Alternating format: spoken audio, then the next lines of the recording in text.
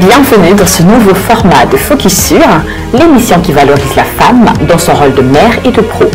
Focus Sur, c'est dorénavant une fois par mois avec 3 femmes d'exception que Joël, Perle et moi recevons au plateau. C'est le moment de Focus Sur, l'émission qui vous est dédiée.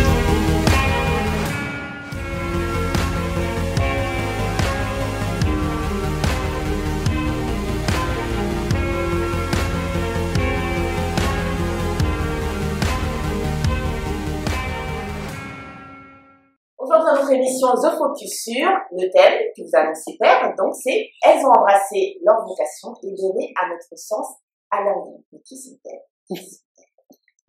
On a autour de la table donc Badila Malonga. Ah, bonjour. Bonjour Badila, tu es coach consultante. Auprès de qui, s'il te plaît? Dis-nous tout. Alors, je suis coach consultante, j'ai créé Nuance Essence Coaching. Donc, j'accompagne les particuliers sur des thématiques de leur vie privée, professionnelle ou relationnelle. J'accompagne aussi les entrepreneurs, puis les sportifs de haut niveau sur du coaching mental. Waouh. Wow. On a des femmes de haut niveau, hein. Allez, c'est pas fini, c'est que la première. Et puis ensuite, on a Ariel Lemoni. Ariel Lemoni, elle est coach en développement professionnel et personnel. Auprès de qui, Ariel? Oui, alors déjà, je vous remercie de m'avoir invitée pour cette première formule de focus en live, se voir, se rencontrer, c'est génial. Et donc, oui, je suis Ariel Lemoni, je suis coach en développement personnel et professionnel. J'accompagne les femmes sur tout ce qui est estime de soi, confiance en soi. Et j'accompagne aussi les managers, hommes et femmes, sur leur posture et leur positionnement managérial. Waouh. Et la dernière, last but not least, c'est Dominique Bemba. Dominique Bemba, elle est social media manager. Auprès de qui, Dominique? Alors, bonjour à tous, merci pour cette invitation. Je suis social et média social et community manager et également rédactrice web. Je travaille avec des indépendants, des entrepreneurs en général, les PME également si possible. Je les aide sur la mise en place de stratégies de communication digitale, de community management, mais aussi la rédaction. Merci les filles, merci de nous avoir rejoints. Honnêtement, je pense que vos 3 expériences combinées, plus vos 3 folies combinées, ça va faire une émission. Accrochez-vous. Et comme on peut dire si folie quand même, on a un petit peu... Oui, moi aussi, n'hésitez pas à nous coacher justement pour nous recadrer. Et donc, on a cette thématique qui est assez large, donc on a décidé un peu de l'aborder sous 3 aspects pour un peu, resserrer le contenu et puis aussi vous aider, mesdames qui nous suivez dans cette émission. Et donc, la première partie, moi, ce que j'aimerais savoir, et si je pense que vous avez toute une réponse et peut-être qu'elle sera sûrement différente, c'est est-ce qu'on peut vivre sans vocation professionnelle? Est-ce qu'on peut vivre? J'imagine qu'on peut respirer. Toutes les femmes qui nous regardent se prennent par est-ce qu'on peut vivre, voilà, est-ce qu'on peut se sentir bien, épanoui, etc., sans avoir trouvé cette vocation.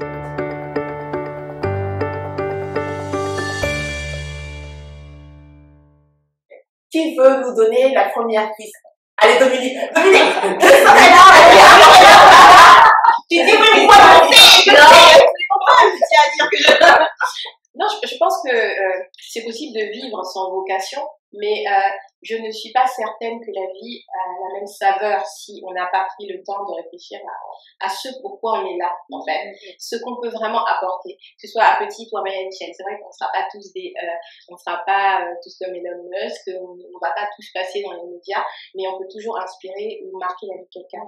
Et je pense que c'est bien de s'arrêter un instant et de se demander qu'est-ce qu'on peut faire pour changer la vie des gens autour de soi. Qu'est-ce qu'on peut faire déjà pour soi, pour changer la sienne, c'est bien, charité bien ordonnée, commence par soi-même, mais aussi pour impacter la vie des gens qui nous entourent. Donc ça peut être votre famille, ça peut être vos voisins, ça peut être vos amis, ou Merci Dominique. Ariel, qu'est-ce que tu dis, toi? Alors moi, ce que je dis, c'est que on est beaucoup sur la vocation pro, mais moi, et je trouve que votre magazine, c'est l'univers de la femme, de la mère et de la pro. Et donc, oui, il est très intéressant, très épanouissant de vivre en ayant une vocation pro, mais on peut avoir une vocation qui ne soit pas une vocation pro. L'essentiel, c'est de trouver ce qui nous fait vibrer, son pourquoi, sa vision, et de la mettre en vie, en fait, en forme dans sa vie. Et la vocation peut être, et moi, j'aime beaucoup le dire et je l'assume et j'aime que les femmes que j'accompagne l'assument. Ma vocation, vous pouvez décider que votre vocation, ça va être d'être une super maman. Et donc c'est ce côté pro que je pense qui est un peu réducteur. C'est vivre avec une vocation et vivre en accord avec ce qui nous fait vibrer. C'est ça le plus important. C'est vrai, mais j'ai envie de dire que maman c'est un métier. Ah, mais tout à fait. C'est le plus le côté professionnel de entrepreneur que j'ai dans ma tête. Si justement dans ta vocation de maman, tu as développé des techniques, des astuces pour pouvoir alléger le quotidien des mamans, parce que je te rejoins à 1000%. Être maman, c'est vraiment. Mais tu vois, en développant ces astuces-là, les professionnaliser en guillemets, parce que c'est ça la beauté, justement, le fait d'être 7 milliards sur Terre, avec peut-être à peu près la moitié, si c'est un peu plus, je crois, de femmes au monde, et elles pourraient bénéficier de ces astuces-là dans leur vie de maman, et derrière, tu les fais payer.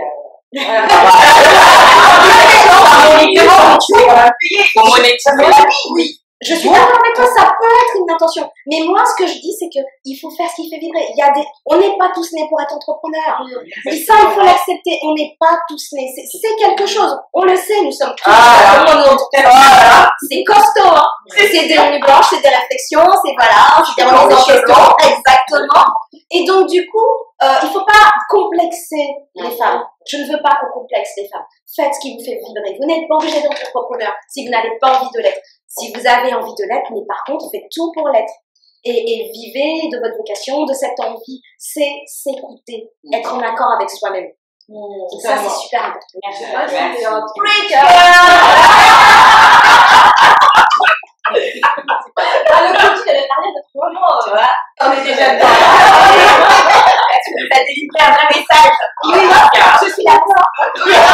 Effectivement. On n'a pas entendu la batterie. Dis-nous tout. Alors, moi, je rejoins entièrement copine de table, là. Et je voudrais compléter le propos. Peut-on vivre sans vocation pro? Je dirais oui. Inconsciemment et consciemment, parce qu'il y a des personnes qui ont du mal. Il faut déjà trouver sa vocation. Tout le monde ne naît pas, je sais ce que je vais faire, on fait plein de parcours, il y a des reconversions professionnelles, on peut embrasser plusieurs carrières. Donc déjà, peut-on vivre sans vocation pro? Oui, parce que déjà, il faut la trouver, sa vocation. Déjà, il faut commencer par la trouver. Une vocation qui est en adéquation avec ses valeurs, ses besoins, qui nous permet de trouver un certain équilibre de vie. Donc oui, on peut vivre sans vocation pro, si on trouve sa vocation professionnelle, etc. Parce que ça prend un temps aussi. Voilà, c'est ça que j'aurais complété, c'est vraiment, il faut prendre le temps de trouver sa vocation. Et qui dit vocation professionnelle, c'est pas que l'entrepreneuriat, comme vous avez dit, ça peut aussi trouver un métier, s'épanouir dans le salariat, dans un métier qui nous plaît aussi. Bien sûr. Donc voilà, il faut prendre le temps de trouver sa vocation. Parce que ça aussi, c'est important. Mais est-ce qu'on donne une espèce de définition de vocation, du coup? Juste parce que, pour donner peut-être l'importance, le poids, ou, tu vois, pour la part que ça prend dans notre vie de maman, de femme, tout simplement. C'est juste, voilà, on a beaucoup parlé des valeurs, d'être en accord avec qui on est. Ça rappelle encore mon sujet de prédilection, là, je ne vais pas vous embêter avec ça aujourd'hui, j'assume. Non, je ne vais pas vous embêter avec ça aujourd'hui, mais admettons quand même que quand on vocation, il y a quand même un poids derrière. Quelle serait du coup la définition qu'on pourrait en donner de vocation? Je sais pas ce que tu en penses du coup. Moi je pense qu'on peut retenir l'idée d'Ariel tout à l'heure qui disait que finalement de revenir à ce qui nous fait vibrer, ce qui en nous est rejailli et qui nous permet finalement d'avoir une vision de la vie, mais nous donne envie de lever le matin parce que faut pas oublier que c'est important et qui a envie d'aller vers les autres. Et moi j'avais en lisant un peu par rapport à cette émission remarqué que on parle de plus en plus de quête de sens. Il y a cette idée-là de dire finalement de se sentir utile, mais également d'avoir un sentiment d'être à sa place, d'être au bon endroit. Et je sais pas si vous avez ce sentiment de vos parcours, ce qui vous a un peu, il y a eu un déclic, il y a eu des chamboulements. Je sais que pour Dominique c'était un peu particulier. Dites-nous un peu comment justement pour vous, vocation pro, ce que ça implique, ce que ça veut dire finalement. En fait, déjà, vocation, je pense que ça va vraiment au-delà de la notion du pro. Parce que, en tout cas, dans mon cas, il y a eu, c'est vrai, ce déclic au niveau professionnel, au niveau du burn-out, qui a vraiment remis en question le sens des choses, cette quête de où je veux aller demain au niveau pro. Et avec le chamboulement est venue la question de est-ce que ce que je fais a du sens?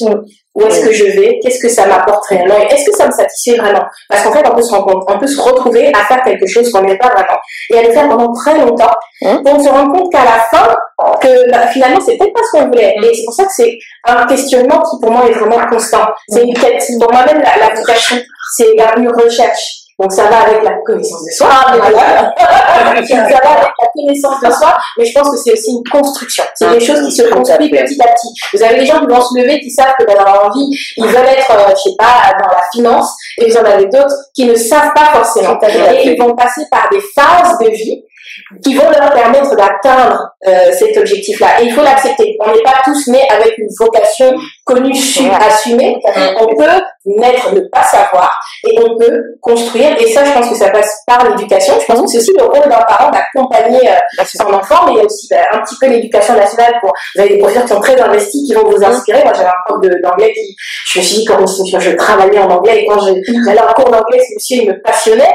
Et c'est quelqu'un que nous, dans ma génération, on connaît tous et qu'on aime beaucoup, parce qu'il transmettait sa passion. Et pour peu que ça résonne en moi, je me suis dit, moi, quand je serai grande, je vais travailler dans le milieu anglophone, en tout cas dans un endroit où je parle en anglais, et ça m'est arrivé. Mais pour autant, dans ce milieu-là, j'ai connu un genre d'échec, un frein, parce que j'étais à une étape de vie où il fallait que je passe à autre chose. J'avais besoin d'autre chose. Je n'étais plus Dominique de 15-16 ans, j'étais Dominique à 30 et quelques, enfants, responsabilité, parcours de vie. Et je pense qu'il faut accepter que la vocation, c'est aussi quelque chose qui se construit, c'est quelque chose qui n'est pas forcément financier, c'est quelque chose qui nous investit. On se sent investi du truc. On se lève le matin, on se dit, that's the truc. C'est ça que j'aime. Et puis la deuxième chose que je vais juste rajouter, c'est qu'à un moment donné, avec la notion de vocation, il y a aussi cette notion de preuve sociale. Vous allez voir que des fois, c'est pas toujours le cas, mais il y a certaines personnes qui vont détecter chez vous des choses, qui vont dire, non, mais ça c'est vraiment ton truc. C'est vrai. Et ça viendra confirmer. Alors, faut pas le rechercher, ça se fait naturellement, je pense. Ça se fait naturellement, vous allez avoir des gens qui vous disent, parfois vous ne le voyez pas vous-même. Et ils vont vous dire, ah ben, je pense que c'est vraiment ton truc. Tu sais que quand tu parles aux gens, ça fait ci, quand tu fais ci, ça fait ça. Et ça, c'est ce que j'appelle, en tout cas en social media, on appelle ça la preuve sociale. Et c'est pareil pour la vocation. Si vous êtes vraiment dans vos trucs, ça va se voir. Et les gens que vous allez impacter vont se vous. Là, tu nous as donné vraiment une Alors, et je me tourne vers vous deux, les filles, pour, parce que la question pour faire clôturer, en tout cas cette partie de peut-on vivre sans vocation, c'est est-ce que vous viviez, comment vous viviez avant votre vocation? Est-ce que vous vivez différemment avec que sans, enfin quand je dis sans, c'est-à-dire sans la mettre en action dans votre vie, comment vous viviez vous, enfin intérieurement, comment vous vous ressentiez? Alors, avant de répondre à ta question, je voudrais revenir sur un point. On parle de vocation, moi je pense qu'on n'a pas qu'une vocation. Moi je vois, j'ai une fille qui a 21 ans, je côtoie beaucoup des jeunes de son âge grâce à elle, j'ai des neveux qui ont cette tranche d'âge-là, et aujourd'hui on voit beaucoup de jeunes qui se retrouvent post-bac ou même quand ils doivent faire un choix d'études et ils ne savent pas, ils ne savent absolument pas, on leur demande de se déterminer tout de suite sur le reste de leur vie, et moi je sais que j'ai toujours dit à ma fille, c'est pas grave, tu as le droit de te tromper, essaye, teste et tu verras si ça marche, si ça marche pas, bah, t'es jeune. Et même si t'es pas jeune, c'est pas grave. On a le droit de se tromper. Et du coup, il faut aussi dédramatiser. Arrêter de mettre de la lourdeur sur ce mot vocation. Il y a pas de, comment dire, il y a pas, c'est pas bien d'avoir une vocation. Si on est quelqu'un de bien, et puis si on ne l'a pas, et si on est un peu perdu et qu'on se cherche, on se sent nul. Et ça, il faut vraiment enlever ça et décomplexer. On a parfois, la vocation vient parce qu'on vit. On réalise qu'on a une vocation parce qu'on la vit, parce qu'on essaie, et qu'on se dit, ouais, mais ça, en fait, ça me plaît. Ça, j'aime bien, ça, j'ai envie d'approfondir. Et puis, ce que je tiens aussi à apporter, que j'apporte à mes clients et aussi aux managers que j'accompagne, c'est que on a le droit de changer de vocation. On l'a fait toutes les trois. C'est-à-dire que pendant 10 ans, j'ai été manager, mais vraiment, je me suis éclatée, j'ai vibré. J'avais vraiment l'impression d'être à ma place. Je pense que j'ai inspiré des gens et autres. Et puis au bout d'un moment, on change, on évolue. On devient une maman, on a des expériences de vie, on vit des ruptures, on vit des changements qui font que on change. Et du coup, ce qui était pour nous une évidence ne correspond plus à celle qu'on est, ou à celui où, parce que c'est valable aussi pour les hommes, à celui qu'on est. Et moi, ce que je dis, c'est que on se moque de la vocation. Ce qui compte, c'est d'être en vibration, d'être en accord avec ce qu'on fait, de se dire le matin, ouais, là je me lève là, mais Et même si je me suis couchée tard hier, j'ai pas super bien dormi, mais ouais, je me lève parce que ce que je vais faire là, ça me fait vibrer. Rien qu'à l'idée, voilà. Et je pense que c'est ça qui fait on sent qu'on est dans sa vocation et que s'il y a un mot que je voudrais que vous reteniez, c'est que vous ne sentez pas qu'il y a une vocation décomplexée. Il n'y a pas de problème. Faites les choses. Et en les faisant, vous allez vous dire, finalement, en fait, j'aime bien. C'est ça, là, en fait. Je crois qu'on va renommer le thème de l'émission. En gros, les vocations, la vibration. Voilà. Parce que le mot vibrer, on fait tellement fort. C'était pas, elles ont trouvé leur vibration. C'est pas mal. Non, franchement, c'est pas mal. Non, mais c'est vrai, on devrait peut-être renommer. Mais, moi, faut rapporter, et on doit passer quand même, on va recevoir une émission, et désolé les filles, on a un temps de parole qui est un peu réduit, mais est-ce que la vocation, parce que moi, j'ai l'impression quand même que là, vous avez tous placé la vocation sur ce qu'on doit faire, sur un métier ou une profession. Moi, j'ai l'impression que c'est quelque chose pour lequel on est fait. Et des fois, c'est pas forcément lié à un métier ou à une profession. Donc, on va changer de métier, mais en réalité, notre vocation, notre voie, ce pourquoi on est fait, ne change pas. En fait, la fonction change, mais bizarrement, dans le sens. Il y a des ramifications. Mais vas-y, là. Justement, en fait, je vais en parler pour compléter les notions, en fait, toutes les notions qui sont derrière cette vocation. C'est que, d'un point de vue personnel pour ma part, j'ai vécu plusieurs vocations et je sais que je vais continuer à en vivre parce que je suis passionnée de beaucoup de choses. Petite, je voulais être écrivaine parce que j'adorais rédiger, je passais mon temps à écrire. Mon père m'a dit, tu gagneras pas d'argent en fait. Et en fait, il m'a frustrée. J'avais 10 ans, j'ai arrêté. Lycéenne, je voulais être avocate parce que moi, défendre les droits des enfants, qui souffrent, c'est pas normal. Donc j'étais accrochée au droit. Et finalement, à l'université, je me suis dit, ah non, avocate, j'ai pas envie, si on me colle des gens, on est avocate d'office, on me colle des gens que j'ai pas envie de défendre et que je le fais peut-être pour l'argent aussi. Parce qu'on se retrouve des fois à faire des choses pour des raisons financières ou autres. Je me suis dit, non, moi je vais me mettre dans la gestion de projet. Alors, je voulais être dans la fonction publique internationale, j'ai fait encore un master gestion de projet développement en Afrique. Vous voyez déjà de la primaire à l'université. Comment chaque vie au moins. Voilà, on faire 10 ans dans une entreprise du bâtiment, être gestionnaire contentieux et maintenant consultant coach. Donc en fait, moi je m'autorise à vivre tout ce que j'aime. J'expérimente en fait tant qu'on peut. Je suis pas instable, attention. Mais c'est pas mal. Il faut arrêter d'associer ça. C'est ça. Peut-être tu vois, découvrir des choses, peut-être une exploratrice. Ce que je voulais dire par rapport à la vocation, c'est que c'est vrai, il y a un fil conducteur, exactement. Mon fil conducteur dans tout ça, j'enlève le métier d'écrivain, mais dans tout ça, le fil conducteur, c'était accompagner l'autre. C'est-à-dire sur le juridique, je voulais accompagner les autres. Dans la gestion de projet, dans la fonction publique internationale, c'était aller sur le terrain pour aider les populations à mieux vivre. Gestionnaire contentieux, c'est vrai, j'envoyais des huissiers chez nous. C'est pas comme les autres, j'en suis sûre. Voilà. Et justement, on m'a fait l'assistante sociale dans le bureau. Attends, tu trouves toujours des échéanciers, t'es tout le temps en train d'arranger. Mais les choses ont des problèmes de sous, des galères, c'est des métiers compliqués. Donc c'est vrai que j'étais toujours dans la recherche d'une solution la plus appropriée et pour l'entreprise, parce qu'il fallait faire rentrer l'argent, mais aussi pour le client. Et finalement, voilà, je me suis retrouvée à être coach consultant, à accompagner encore une fois. Il y a toujours ce fil conducteur, depuis en tout cas mon adolescence, jusqu'à maintenant, d'être en accompagnement de l'autre. Voilà ce que je voulais préciser. Je sais pas si on va clôturer cette séance. Moi, j'ai vraiment envie de parler de l'aspect mère, parce qu'effectivement, quand on est enfant, tu as dit, tu vas être écrivain, ton père t'a plus ou moins même déconseillé fortement de le faire.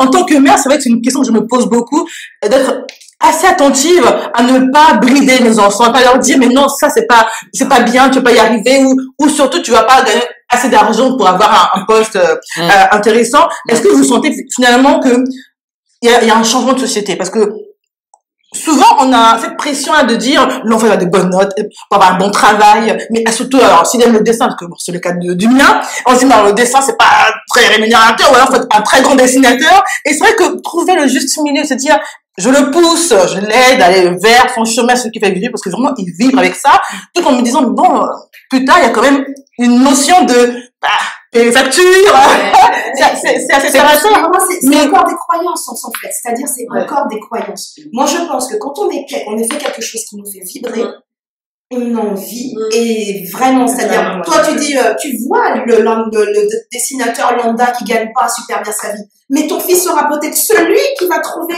une façon d'allier sa passion et de gagner beaucoup d'argent. Il faut arrêter de focaliser sur cette notion financière parce qu'en fait, on a l'impression que c'est le métier, c'est la qui fait qu'on gagne de l'argent. Ce n'est pas le métier, c'est la personne et comment elle exerce son métier qui fait qu'elle va être dans l'abondance financière ou pas, parce que l'abondance, l'argent, c'est une énergie. Donc,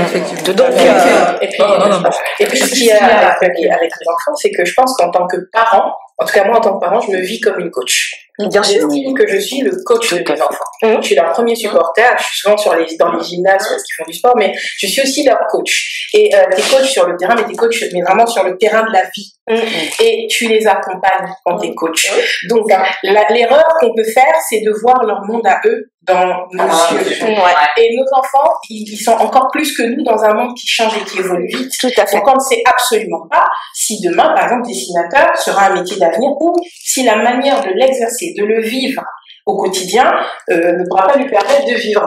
Et en fait, justement, il faut trouver le juste milieu entre le fait de l'accompagner et essayer de lui garder un peu les pieds sur terre, parce que voilà, toi tu as forcément un retour d'adulte, mais il faut trouver cette espèce de juste milieu où je t'accompagne et puis aussi leur faire confiance. Il faut vraiment leur faire confiance parce que je pense que ils ont cette innocence de l'enfance qui leur permet de déplacer les montagnes. Et que ils croient que nous, on perd avec le temps. Tout à fait. Et que nous, on perd avec le temps. Merci, mesdames. On va revenir un petit peu au sujet, quand même. On fera une émission sur les enfants. Ariel, je suis désolée. Je vais faire oublier. Mais en fait, ce qui est bien, c'est que chaque partie est un sujet, une émission à part entière. Donc, des sujets de tout ce que vous avez fait. Exactement. Donc, ça fait confiance pour ça. J'espère qu'on a suscité assez de frustration positive auprès des auditrices pour qu'elles viennent débattre avec nous sur les... C'est ça, on n'a pas fini parce que Ariel a dit quelque chose dans sa première intervention qui était très intéressante, c'est de ne pas culpabiliser les personnes qui n'auraient pas trouvé leur vocation. Mais justement, est-ce que pour vous, trouver sa vocation, c'est une preuve, pas trouver sa vocation, je dirais même, faire vivre sa vocation, c'est une preuve de courage. Est-ce que quand on a fait ça, on est plus courageuse que l'autre? Et on revient justement pour la deuxième partie de l'émission, pour pouvoir parler de cette partie-là.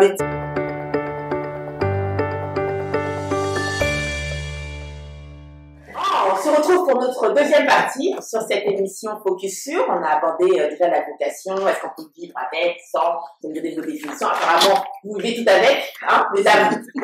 On essaie. Avant plus tard, aujourd'hui, on va considérer que vous vivez avec. Et selon vous, est-ce que c'est une preuve de courage? C'est la deuxième partie de notre émission. Oser vivre sa vocation. Est-ce que c'est une preuve de courage? La question qui pique. Moi, j'ose le dire, oui, c'est une preuve de courage. Est-ce que tu as dû affronter, justement?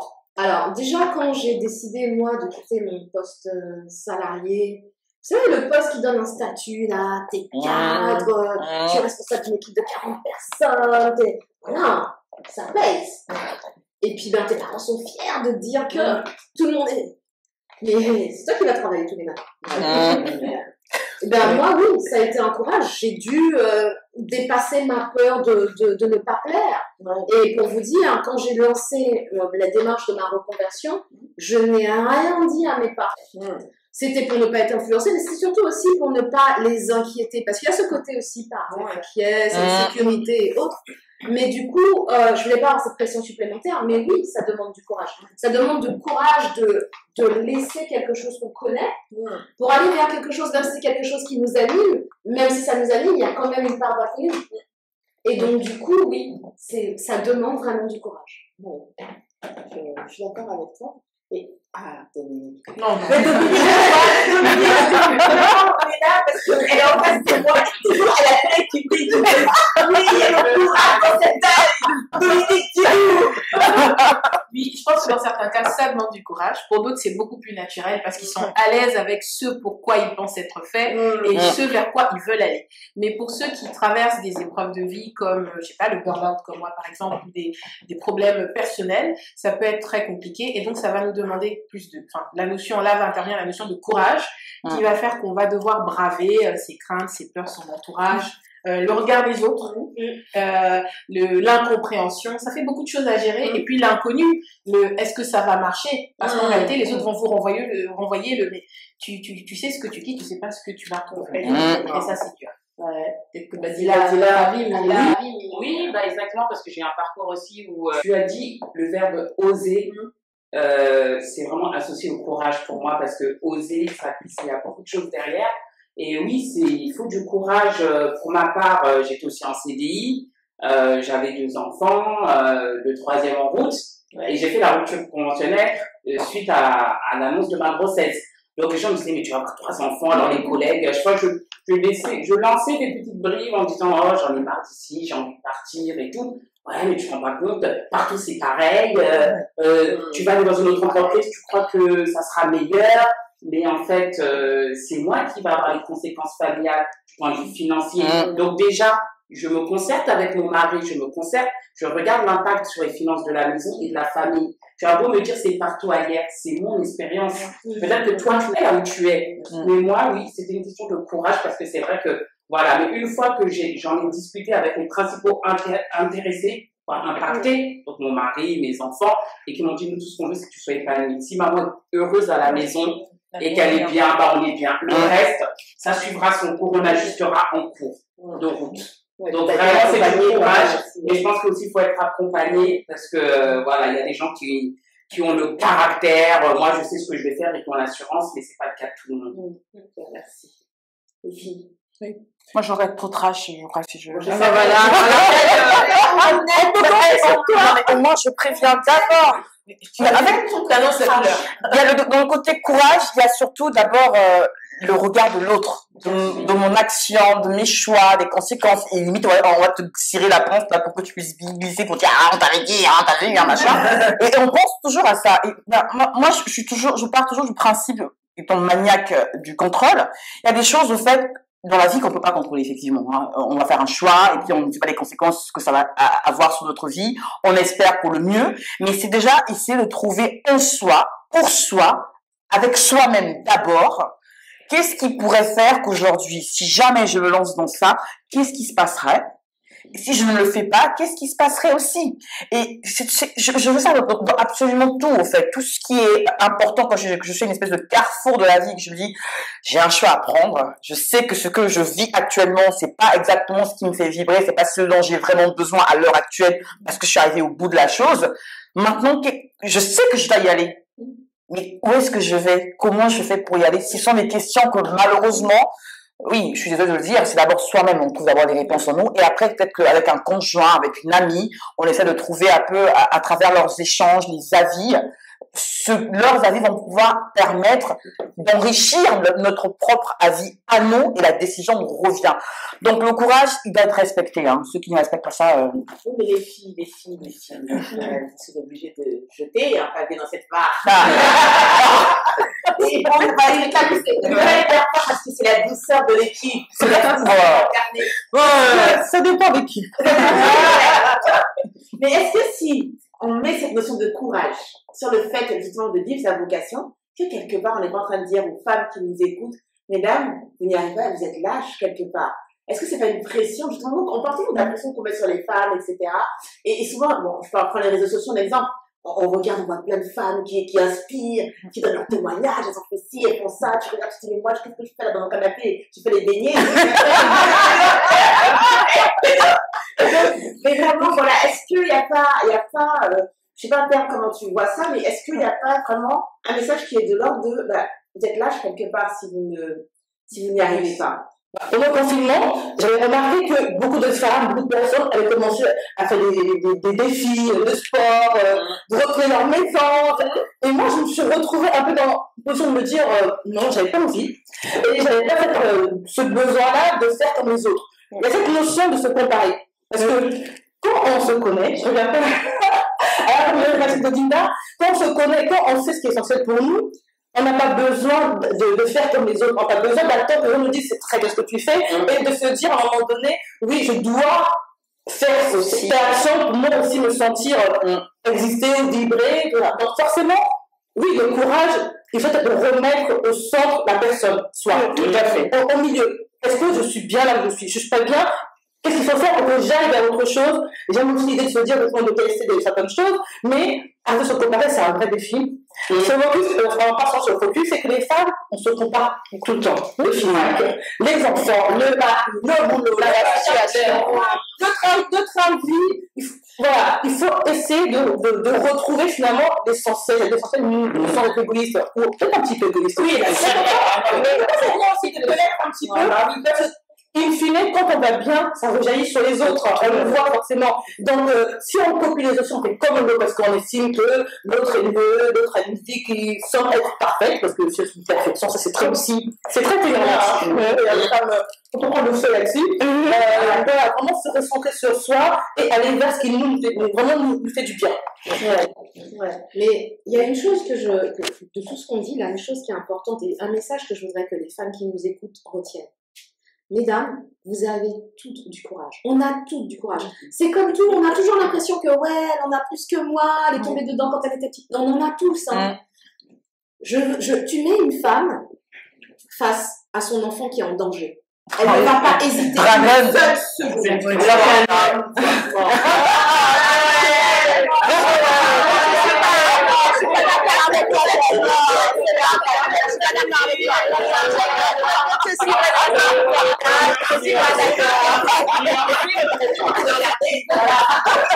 Non, enfin vraiment, mesdames, il faut que vous sachiez que le courage, vous l'avez. Mais c'est qu'on a tendance à aller chercher le courage à l'extérieur. Non, allez chercher en vous, là. Il est là. Et donc, du coup, si vous n'y arrivez pas toute seule, faites-vous aider. Il y a des gens qui sont très bien, qui savent très bien faire ça. Mais rappelez-vous que le courage, vous l'avez. Mettez-vous dans la situation où c'est votre enfant qui est en danger. Vous n'hésiterez pas une seule seconde. Ça veut dire que le courage, il existe, il est déjà là. C'est pour ça qu'il n'y a pas d'enfant, du coup. Tu n'as pas d'enfant, mais il y a toujours quelque chose, une chose à laquelle tu tiens énormément. Donc, en y réfléchissant, en fait, quelle est la chose ou la personne à laquelle je tiens tellement que je serais prête à me mettre entre guillemets en danger pour le sauver. Donc celles qui n'ont pas d'enfant, ça sera autre chose. Et vous allez être étonnés de voir comment finalement vous êtes pleine de courage. J'ai la charme J'avais pas d'enfant. Peut-être que c'est une vocation. Et que la vocation dans la vie, c'est de ne pas avoir d'enfant et de vivre en paix.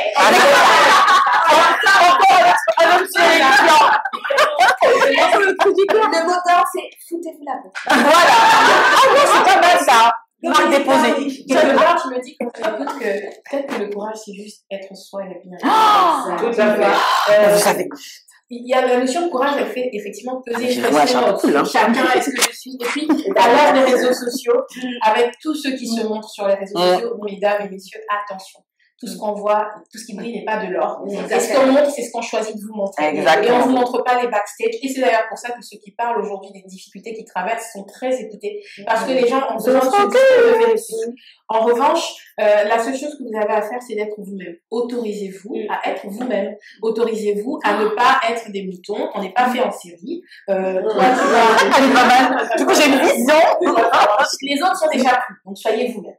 Tu vas, toi, être dans ton émission. Vous avez votre structure. Moi, je vais faire autrement. Ariel va faire autrement. Et c'est très bien comme ça. Le monde a besoin d'un peu de tout. Il faut un peu de tout pour faire un tout. C'est ça. Donc, autorisez-vous à être vous-même.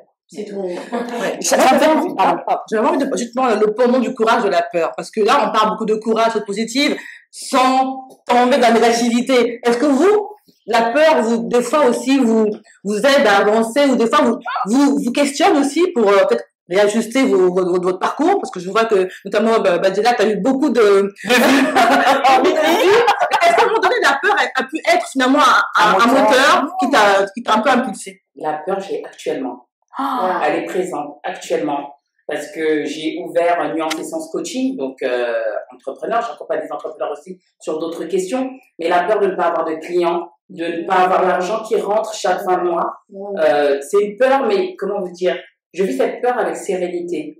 Parce que je suis tellement bien dans mon emploi. Je sais que voilà, les problèmes financiers, il y a des gens qui ont des salaires chaque mois, qui ont aussi des problèmes financiers. Il y a la gestion financière, la façon aussi dont on gère ses finances pour justement être sereine. C'est-à-dire que moi, la gestion financière, je l'ai apprise, ça fait un moment quand même, avant même de rentrer dans l'entrepreneuriat. Et du coup, je sais que si j'ai des mois où l'argent ne rentre pas parce qu'il y a moins de clients, je sais que la gestion financière qui a été faite en amont va me permettre d'être moins en panique, entre guillemets, pour enlever un peu le terme de peur, parce qu'il est fort pour moi, mais c'est vrai que j'ai peur, mais une peur, je sais pas comment on dirait, je suis sereine. C'est-à-dire que j'ai peur, mais je suis sereine. Alors, je sais pas si on les oppose, si on les associe, mais voilà, actuellement, je suis dans la peur parce que je commence mon activité, ça fait moins de 6 mois. Depuis que je suis diplômée, j'ai des clients. Et par exemple, là, pour le mois de janvier, j'en ai pas, quoi, à la fin du mois. Oh, ça va venir, on va l'émission, avec toi, ma chérie, ça viendra. Je suis sereine, je sais que ça va venir et je travaille pour. Écoutez, les filles, vous savez que la peur, c'est mon sujet. Ah bah oui! Ma peur!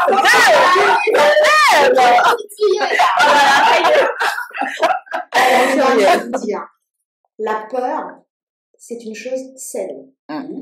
Si vous n'avez pas peur, posez-vous des questions sur votre santé mentale. Mais c'est vrai, c'est une réalité. On nous dit, en fait, il faut arrêter d'avoir peur. J'ai eu peur quand je me suis lancée dans l'entrepreneuriat, j'ai eu peur quand j'ai quitté mon poste salarié, j'ai peur quand à la fin je me dis, ouais, c'est quoi les finances ce soir, il n'y a pas de clients, comment on fait? Ok, oui, mais le tout, ce n'est pas de ne pas avoir peur. La peur te donne un message. La peur te dit, faut peut-être que tu regardes un peu parce qu'il te faut un peu plus de clients. Ou peut-être, faut peut-être que tu fasses attention à tes finances. La peur, c'est juste des messages. Et en fait, plutôt que de la fuir, c'est dire, ok, je ressens un peu de peur là, mais qu'est-ce qu'elle me dit cette peur? À quoi ça correspond? Ah, peut-être que je me suis pas bougée depuis un mois là, j'étais calmeuse dans mon canapé. Peut-être que là, tant pis, t'es plus salarié. Donc ce sont des peurs. La peur, elle est saine quand on l'accepte et quand on comprend qu'elle n'est pas là contre nous, elle est là pour nous donner des messages. C'est écouter le message, ok, tu m'as donné le message, ok, je vais mettre en place une stratégie derrière. C'est tout. Mais on a toute peur. Et si on n'a pas peur, et c'est lié, je dirais, la peur à la passion. Plus quelque chose te passionne, plus ça te tient à cœur, et plus la peur peut être à un niveau énorme. Et le tout, ce n'est pas de ne pas avoir peur, c'est d'apprendre à comprendre sa peur et que la peur ne t'empêche pas d'agir. La peur devient une difficulté quand elle te bloque et qu'elle t'empêche d'agir. Ça veut dire que là, il y a quelque chose à faire sur ton travail, ta relation avec la peur. Mais une fois que tu comprends que ça fait partie de toi et que c'est un moteur, on y va. Voilà. Ça te booste. La peur est saine, en fait. Je pense que ceux qui n'ont pas, si vous n'avez aucune émotion, c'est que vous êtes mort. Si vous avez peur, c'est un signe d'une que vous êtes en vie. Deuxièmement, que vous réfléchissez, en fait, que vous êtes attentif aux signaux que votre esprit, que votre corps vous envoie. Et ça peut aussi vouloir dire que ça vous met en face d'un défi, d'un challenge. Ok, qu'est-ce que tu vas faire? Il y a je sais pas, moi, il faut traverser une rivière là pour aller récupérer ce qui te revient. Qu'est-ce que tu vas faire? Est-ce que tu vas construire un radeau? Est-ce que tu vas attendre et pleurer sur ton sort? Est-ce que c'est tout ça que ça vous dit. Et finalement, c'est pas grave d'avoir peur. Non. Même les gens qui sont hyper riches ont peur, mais ils ont d'autres peurs, évidemment. Donc, le problème, ce n'est pas tellement la peur. Et c'est pas seulement entrepreneurial, c'est dans la vie. Moi, j'ai eu peur quand je me suis retrouvée le premier soir à l'hôpital avec ma fille. Je me dis, purée, il y a quand même une vie que j'ai à respecter. Mais ça fait vachement peur. Mais ça, c'est une peur que beaucoup de femmes expérimentent. Et il y a des femmes qui ont peur parce qu'elles se disent, j'aurai jamais d'enfants. Elles ont cette crainte et ça les empêche de vivre et de donner ce qu'elles pourraient donner à leur entourage. Donc, en réalité, c'est quel levier on met en place pour surmonter et aller au-delà. Je pense que c'est vraiment comme ça qu'il faut l'aborder pour avancer et justement pour ne pas aussi bloquer la notion de la peur à l'entrepreneuriat, etc. Non, c'est dans tous les domaines de vie.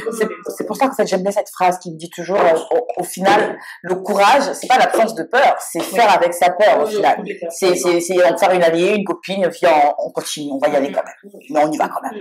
C'est vraiment bien qu'on ait terminé sur ça.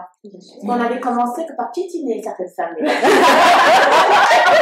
De spectatrice. Non, mais non, on est très gentils, on est très gentils, là.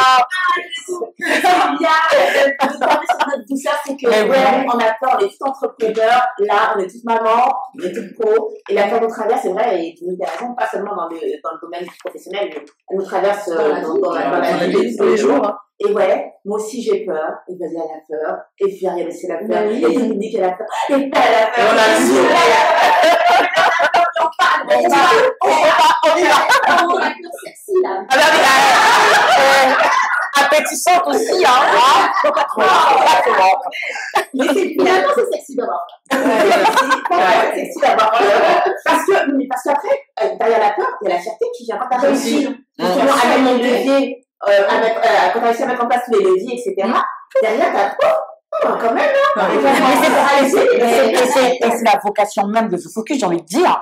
C'est de se dire, on a eu des peurs, on a eu nos doutes, nos moments difficiles, et on partage ce par quoi nous sommes passés avec le côté moins beau, comment on a mis des leviers en place, des solutions en place qu'on a testées, et le fait qu'aujourd'hui, moi, j'ai fait surmonter ma peur, je dis n'importe quoi, de me retrouver dans un pays que je ne connais pas, en full entrepreneur, il y a 4 ans, pendant 4 ans, voilà. Le fait d'en partager, c'est peut-être qu'aujourd'hui, il y a une femme qui nous écoute là, et qui imagine peut-être partir dans un pays d'Afrique qu'elle ne connaît pas, elle est là-bas, et qui se dit, mais tiens, si cette folle de Linda l'a fait, Linda, c'est pas un ovni, je peux y arriver, je vais m'inspirer et non pas copier, et non pas me comparer d'eux mais je vais m'inspirer d'eux, prendre l'expérience de Joël, de Baptista, tout ça, et faire sa propre vérité. Coucou, secret de femme. Non, mais il fallait quand même que je place ça quelque part par rapport à notre plateforme de Focus, mais ça peut paraître bateau ce que je veux dire, mais c'est beau au fait de voir des femmes qui partagent leurs craintes, leurs peurs, et de se dire, non, j'ai vécu ça, c'était difficile, je te dis pas, mais aujourd'hui je me sens tellement bien, et limite, ça c'est un langage que moi, j'ai hâte de connaître ma prochaine peur. Je suis carrée, hein, j'ai fait, hein. Parce que tu seras sortie de ta zone de confort. c'est ça, je dirais là, faire quelque chose de neuf et de exactement. C'est grave, docteur, ou pas? Voilà. Mais moi, si je donnais juste un dernier conseil. Moi, ce que j'ai fait, en fait, et que je continue à faire, n'hésitez pas à aller demander, à aller voir les femmes qui sont passées par là. Parce que, en fait, bénéficier de leur expérience. Comment t'as fait? Oui, mais oui, toc, j'ai vu que comment t'as fait. Et tu sais quoi? Rares sont les femmes, ou même les hommes, faut pas croire. Rares sont les personnes qui ne seront pas ravies de partager avec vous leur expérience. Voilà. Comment t'as fait? C'est ce que j'ai fait. Avant de faire ma rupture conventionnelle, j'ai demandé à beaucoup de femmes qui étaient passées par là, qui avaient des enfants, qui étaient à peu près dans ma situation. Je me suis pas lancée comme ça. Ouais. En effet, j'ai fait ce que tu as dit. Je me suis renseignée. Quand j'ai vu que ça avait roulé pour elle, je me suis dit, pourquoi ça roulerait pas pour moi? Bah oui, alors on y va. C'est beau, ça. Focus sur le courage. La prochaine émission. Merci mesdames. En tout cas, cette partie 2 était très enrichissante. On a mis un peu de douceur dans tout ça. Ça fait du bien. On en a besoin en tant que femmes. On est toujours bousculés. Les hommes aussi, mais eux.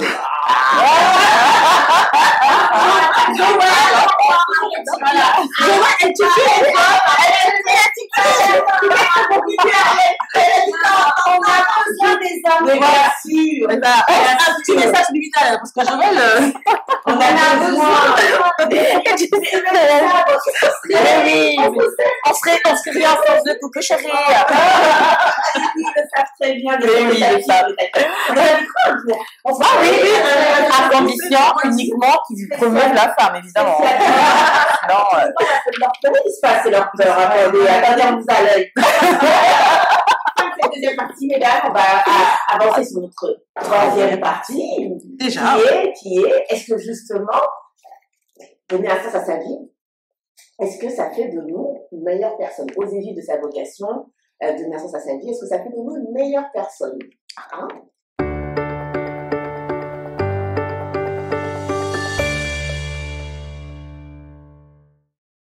Retour sur la troisième partie de Focus sur l'émission de la mère, et de la femme, et de la mère.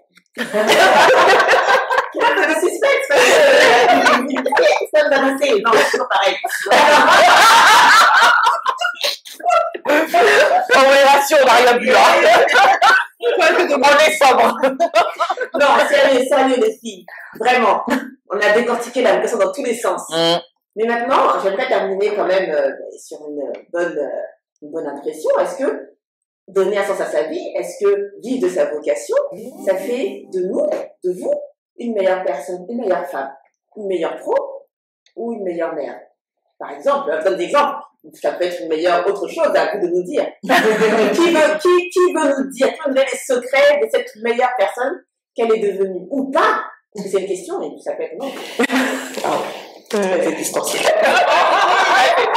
Non, mais parce qu'au départ, je me suis quand même demandé si j'étais quelqu'un de meilleur. J'ai jamais posé la question. En revanche, je sais pas si on peut parler d'être quelqu'un de meilleur. Je pense que ça fait peut-être de moi quelqu'un de plus conscient des choses que je vis, plus consciente de ce que je veux, plus consciente du monde qui m'entoure et de comment je vais interagir en fait d'une manière générale avec les gens. Je me laisse pas vivre simplement pour me laisser vivre en me levant le matin la fleur au fusil. J'ai des objectifs à court, à moyen terme, à long terme. Chaque jour, j'essaye de poser des actes qui vont me permettre de m'approcher de cet objectif tout en m'accordant une marge de la flexibilité. Et comme disait Ariel tout à l'heure, je peux me tromper, c'est vraiment pas grave. Je ne mets pas de pression. En revanche, j'ai une vision de ce que je veux faire et j'ai une conception, je sais pas, j'ai beaucoup plus conscience de moi en tant que femme et je vais aller plus loin. Je crois que je me sens plus belle aujourd'hui. C'est très bon ça. Il y a les kilos en trop, tout ce que tu veux qui paraît imparfait, mais je suis parfaitement imparfaite. Magnifique.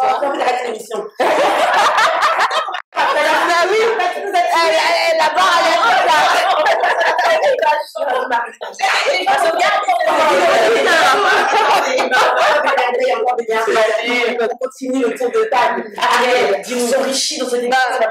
Moi, quand j'entends cette question, fait-il de moi une meilleure personne? Mais meilleure par rapport à quoi? Par rapport à qui? Je me pose la même question. Et c'est ça la question essentielle.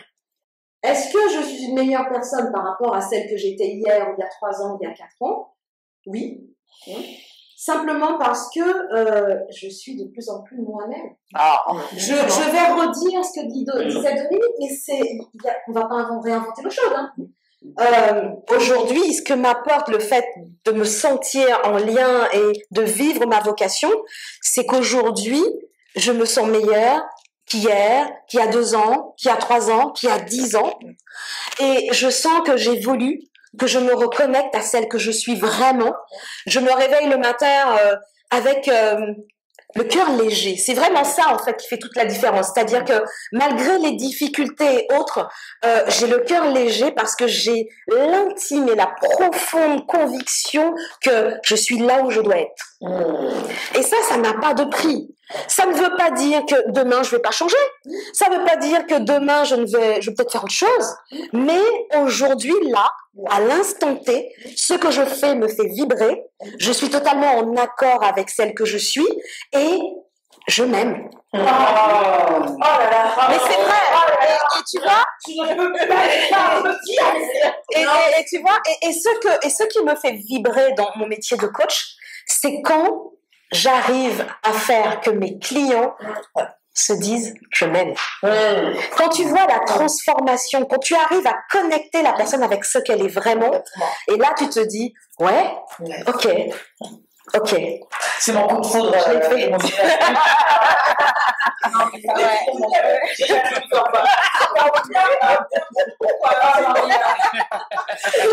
mais c'est vrai. Et vraiment, hein. Et je pense qu'on parlait, je fais juste un retour sur la première partie, mais pas très long.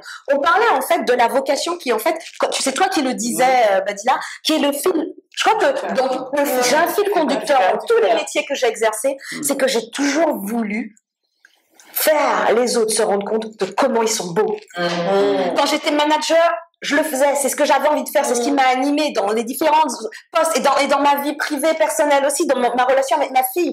Ça a toujours été le fil conducteur. Et quand tu fais ça, en fait, consciemment, à 100%, et que tu vibres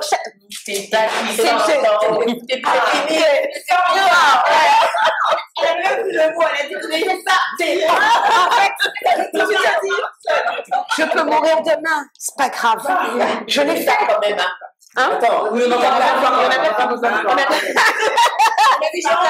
mais oui. Non, si, moi j'espère encore accompagner plein de femmes, plein de managers. Mais aujourd'hui, je m'aime. Que dire après tout ça? Que dire? On a parlé qu'il fallait pas se comparer aux autres. On a notre expérience personnelle. C'est très beau ce qu'elles ont dit. Ça leur appartient. Voilà. Moi, ce que je veux dire, meilleur par rapport à moi-même, oui, parce que je me sens alignée. Voilà. Aujourd'hui, je me sens alignée, mais je sais que c'est pas terminé. Je veux dire, on a encore, voilà, on ne sait pas de quoi il fait demain.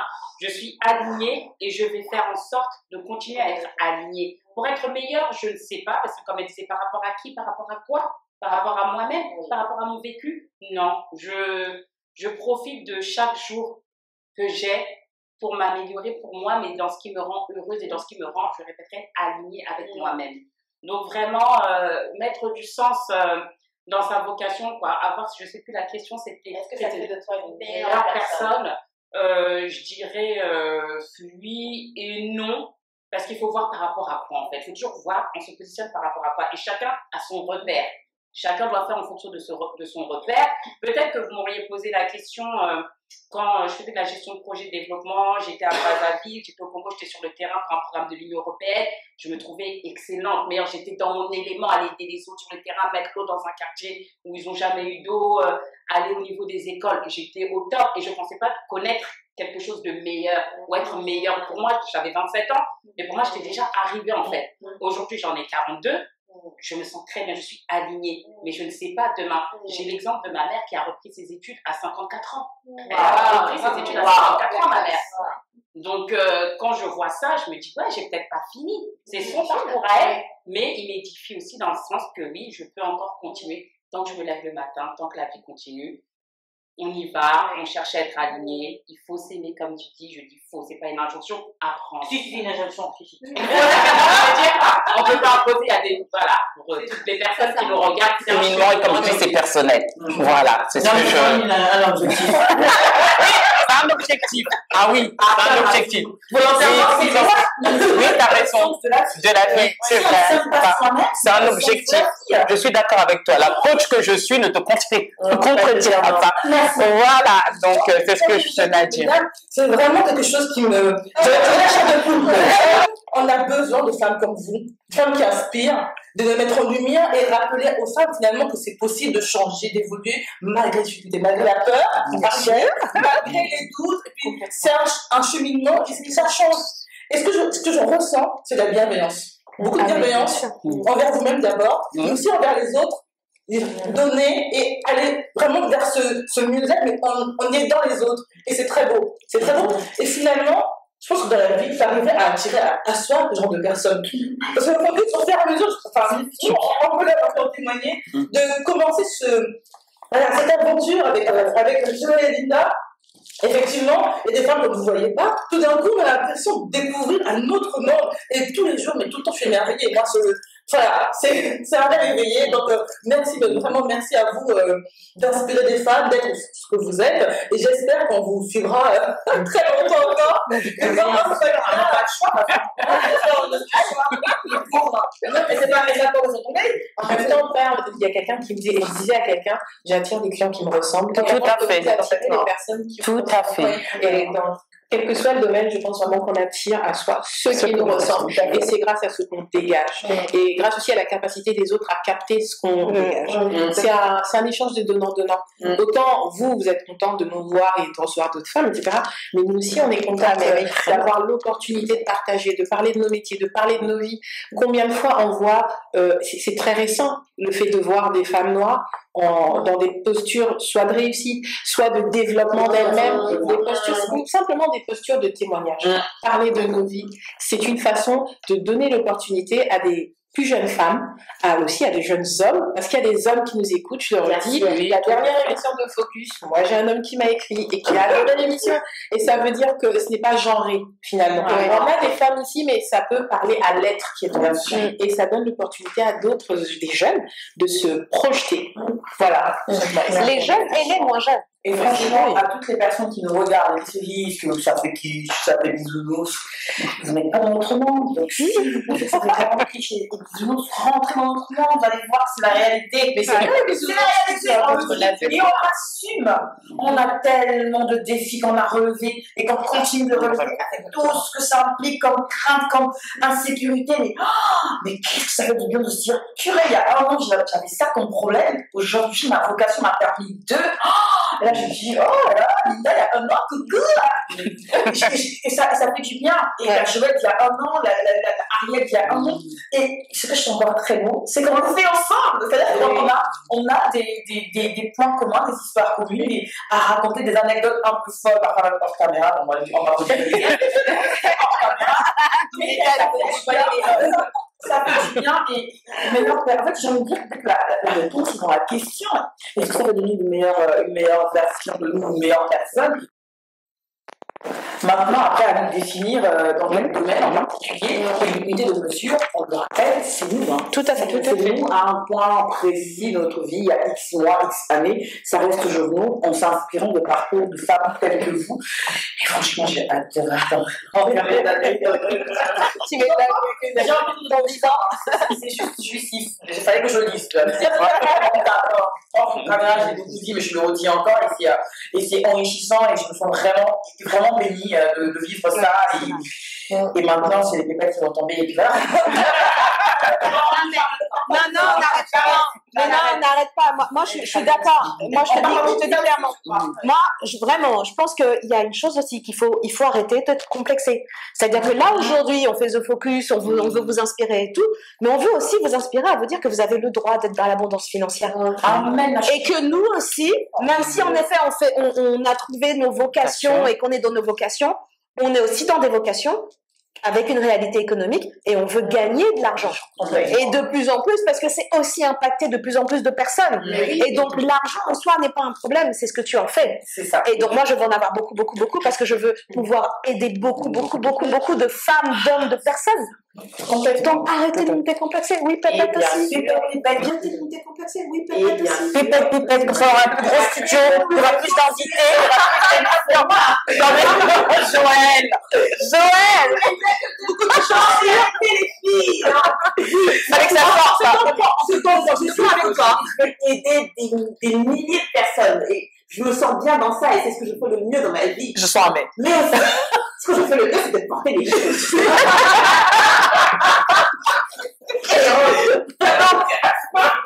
Ah, t'es malade. Ah, Seigneur. Quand je pense qu'on a rien vu, on est vraiment sobre. Hein. Je sais pas si vous croyez, mais moi, je dormirais. C'est pas pour vous, mais moi, ça me fait dormir, l'alcool. Voilà, les filles. Oui.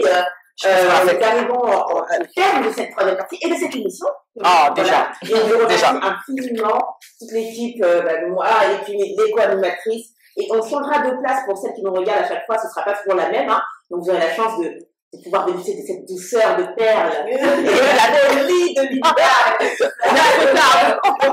Donc voilà, et en tout cas, merci parce que c'est la première de ce nouveau formule, et on vous remercie infiniment d'être avec nous, de vous être déplacés, d'avoir passé cet après-midi avec nous. Oui, on est l'après-midi, on dit les 10. et voilà, toutes vos expériences sont riches, et votre bonne humeur, et les anecdotes en off. Bien sûr, ça sera quelque chose. Et nous, on a envie aussi, comme vous êtes venus, de parler de votre actualité. Hein, et on a sur cette table ce magnifique calendrier qui est là, et je vais laisser Badila en parler et nous dire exactement ce que c'est. Badila, à toi l'honneur. Merci. Alors déjà, je vous remercie, les filles, de nous faire l'honneur de participer à cette première de Focus. Vraiment, c'était super, c'était top. Même si, voilà, on a pris beaucoup de rigolades. C'était professionnel, franchement, et ça fait plaisir de voir toutes ces femmes qui font ces initiatives. Pour ma part, je suis dans le milieu associatif, ça va faire un moment. Et je suis fondatrice d'un magazine en ligne pour ados afro qui s'appelle Kimani Mag. C'est un trimestriel. Le premier numéro sortira en mars.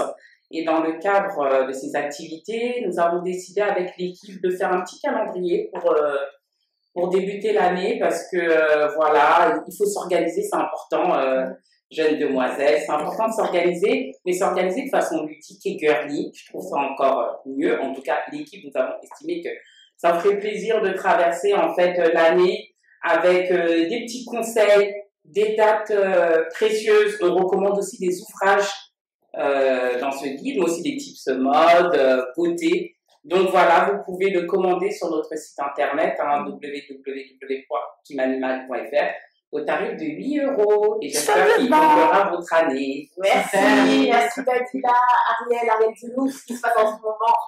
Ça foisonne.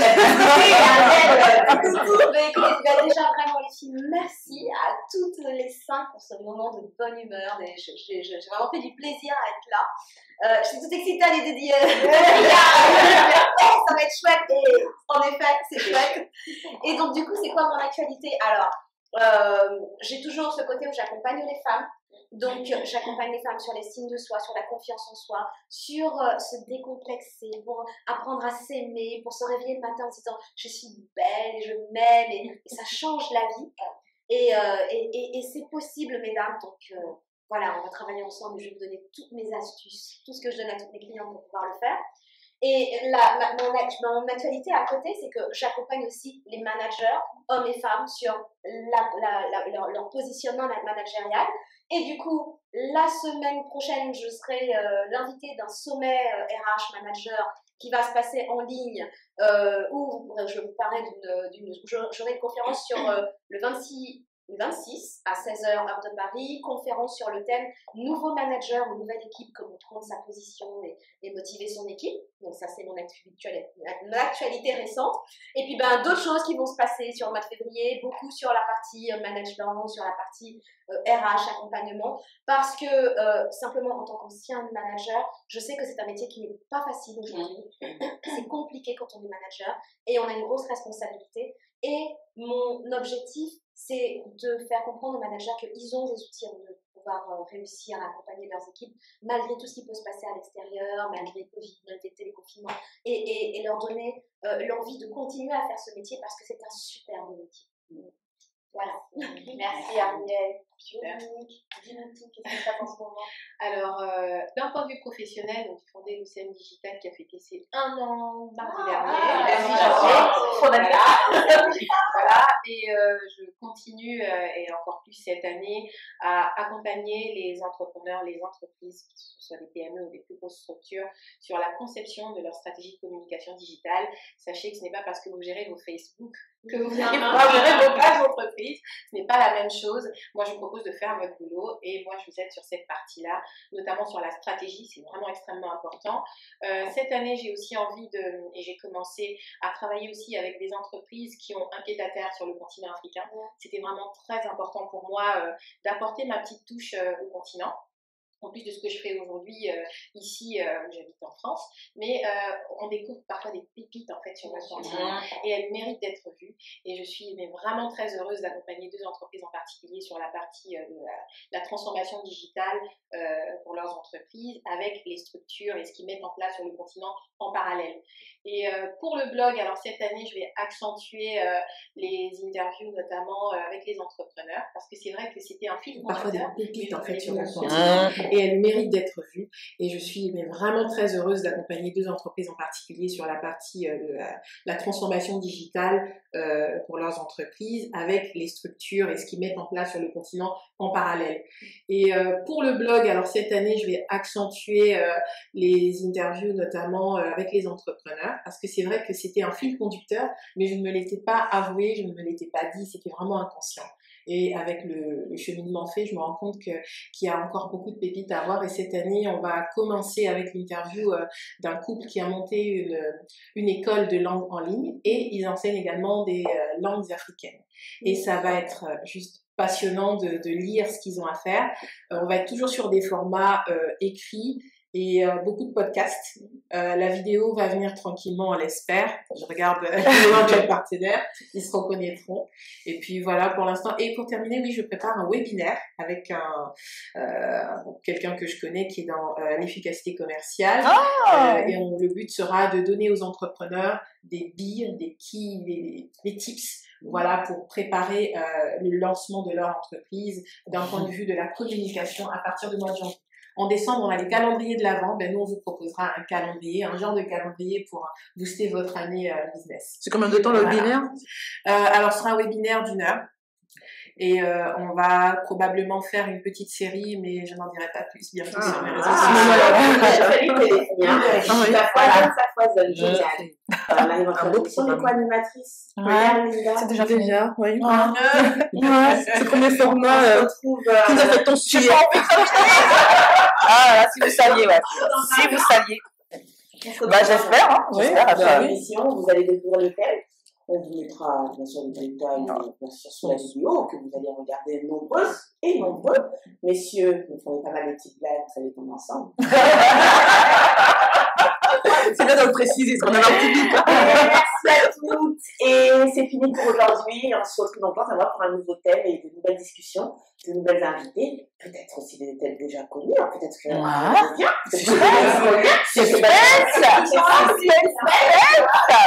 On vous embrasse, on vous souhaite une très très bonne journée pour ceux qui nous regardent. Je ne sais pas quel jour vous nous regarderez en tout cas. Passez une bonne journée. Prenez soin de vous et puis à très bientôt sur The Focus sur l'émission de la femme, de la mère et de la pro. Bye bye.